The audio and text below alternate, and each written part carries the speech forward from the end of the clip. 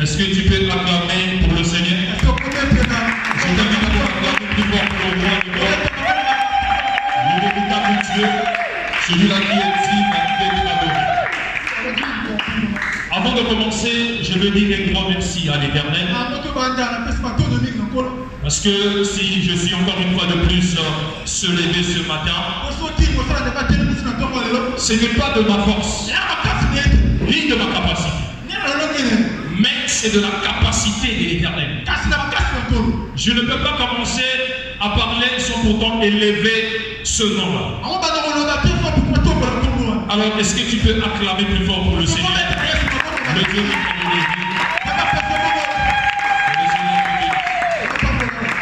Alors, encore une fois de plus, je ne peux pas continuer à parler sans pourtant honorer la présence d'une paix, d'un père, d'une personne qui mérite d'être honoré, qui mérite d'être salué. Alors, notre papa à tous ici présents, papa, autre évangéliste Paul Ngabeke, est-ce que tu peux acclamer plus fort pour papa?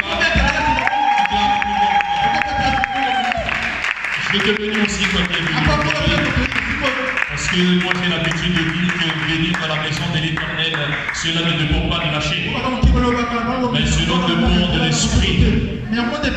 Tu peux y avoir la volonté de venir à l'église, mais si l'esprit du Seigneur ne t'accompagne pas, tu serais dans l'incapacité totale de se présenter. Alors que le Seigneur te bénisse, toi qui es venu aujourd'hui. Que le Tout-Puissant t'élève, que le Tout-Puissant te sanctifie. Est-ce que tu peux acclamer d'abord Merci infiniment. Alors, j'ai réservé quelque chose aujourd'hui de très spécial. Quelque chose que j'aimerais édifier le peuple de Dieu. Un thème que j'ai réservé aujourd'hui, qui n'est rien d'autre que le combat des élus. Le combat des élus de Dieu. Alors, je veux définir d'un moyen plus simple ce terme.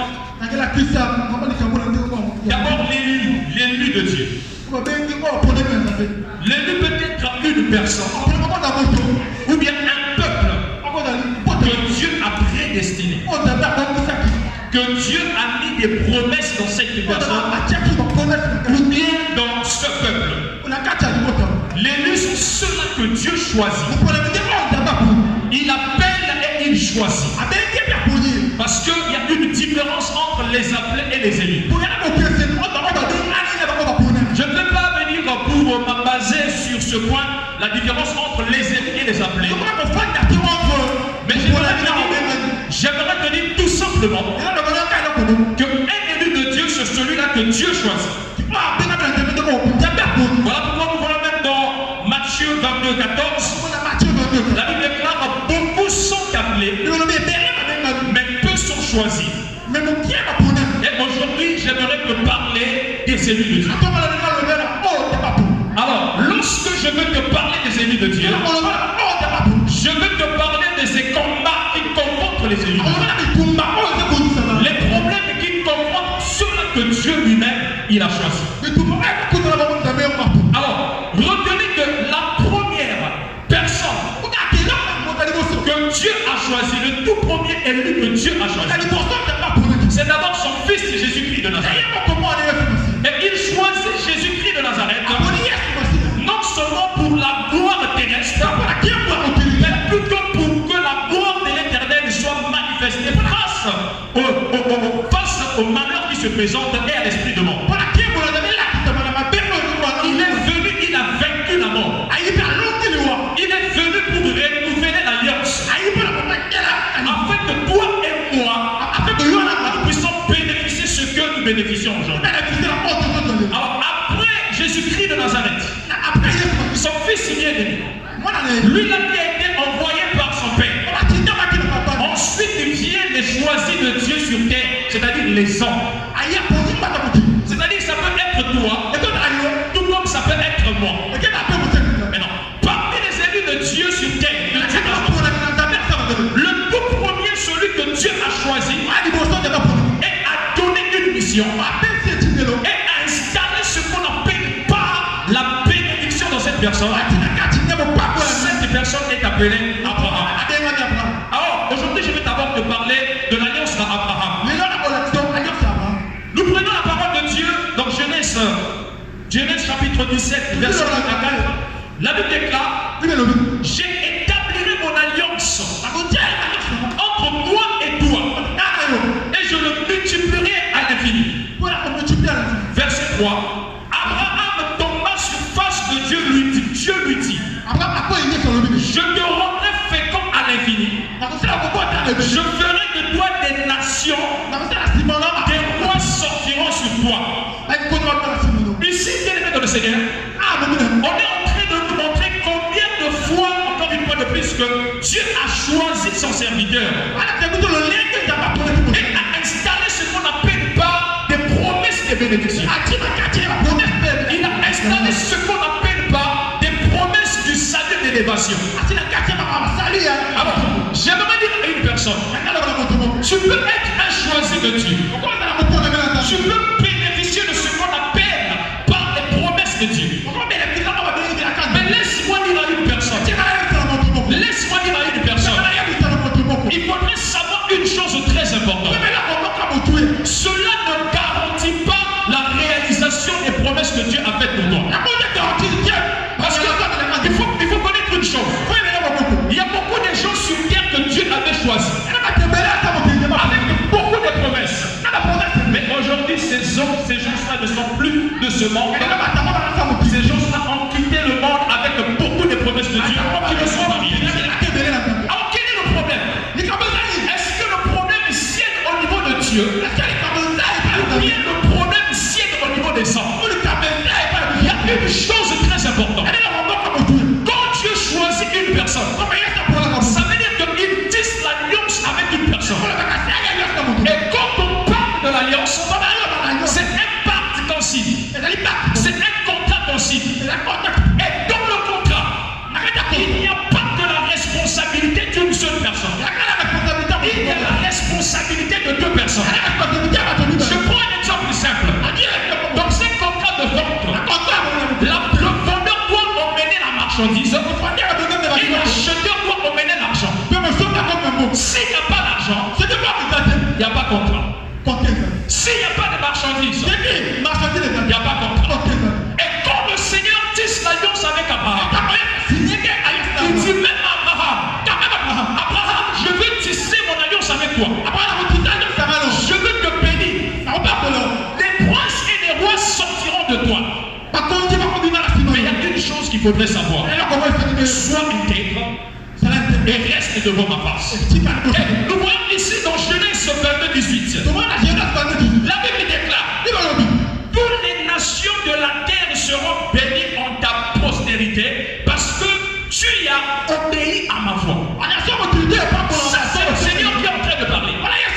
Et lorsque nous lisons le chapitre 17, tous les chapitres, nous voyons comment est-ce que Dieu promet à Abraham que Abraham il aura une descendance de prospérité très élevée. Et là, il n'avait pas encore d'enfant. Bien sûr, lorsque nous descendons un peu, déjà Agar était enceinte. Mais Isaac n'était pas encore arrivé. Maintenant, la Bible nous enseigne. Lorsque Isaac est venu, lorsque Isaac est arrivé au monde, la Bible nous enseigne que Dieu rencontra encore Abraham. Il dit à Abraham: donne-moi ton fils. Et là, on appelle ce qu'on appelle par le sacrifice. Il dit: donne-moi ton fils. Mais pourquoi il lui demande de donner le fils? Parce qu'il y avait quelque chose qui se cachait. Il y avait quelque chose de très spécial qui se cachait. Alors, bien aimé dans le Seigneur, lorsque Abraham, malgré la douleur, malgré tout ce qu'il a vu, il a attendu son enfant durant plusieurs années. Et lorsque son enfant est arrivé, le Seigneur lui demande ton enfant. Dans l'alliance, dans les promesses, quand tu es choisi, il faut te sacrifier. Il faut te sacrifier. Est-ce que je parle à un chrétien? Acclame d'abord pour le Seigneur. Je vais d'abord pour le véritable Dieu. La première des choses, il faudrait savoir qu'il faut te sacrifier.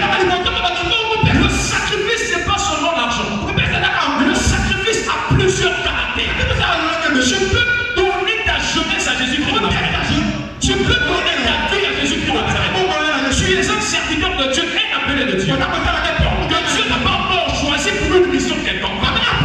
Tu dois demeurer dans la présence de Dieu jusqu'à ce que les promesses de Dieu puissent se réaliser. La Bible nous enseigne. Quand Dieu demanda à Isaac, Abraham accepte de donner Isaac.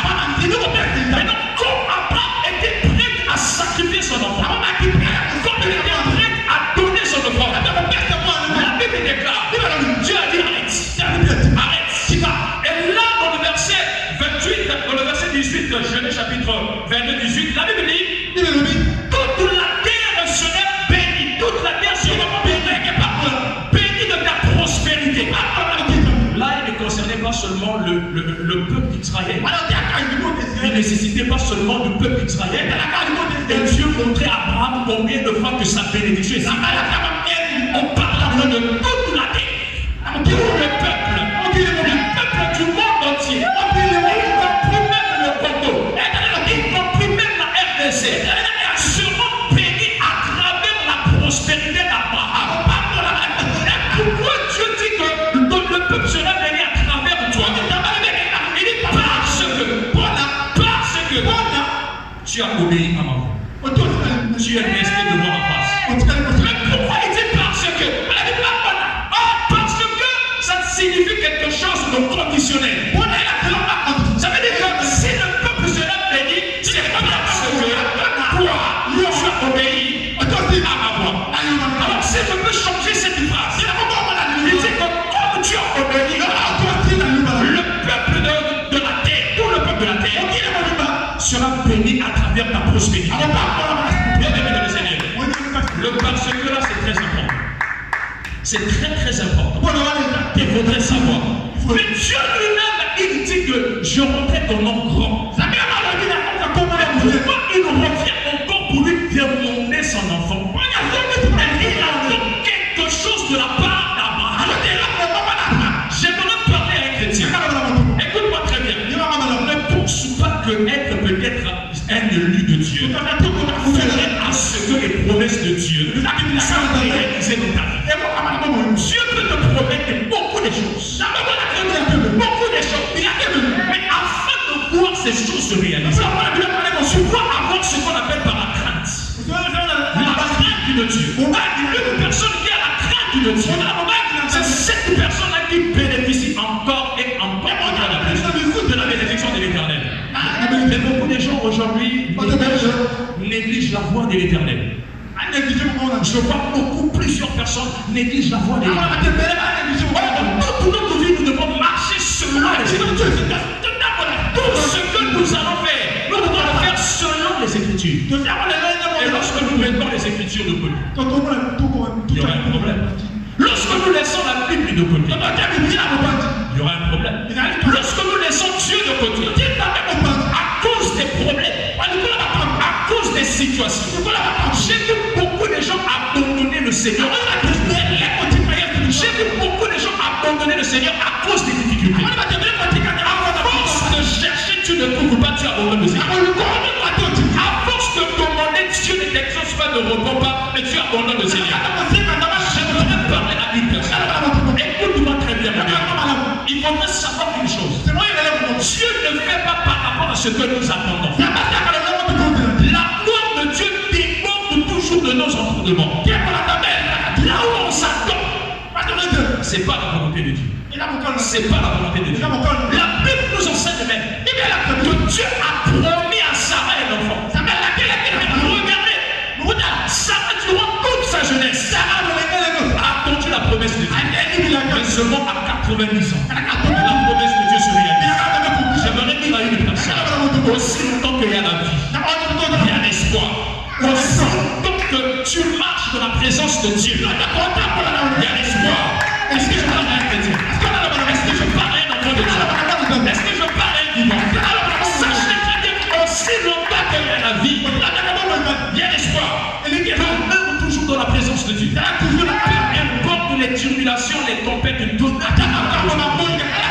Dieu finit toujours à réaliser ce qu'il a dit. Mais le problème qui nous empêche, c'est quoi? C'est quand nous se détournons de la face de Dieu à cause des situations qui se présentent. Faites très attention. Il y a des Hérodes dans ce monde. Des Hérodes qui sont jaloux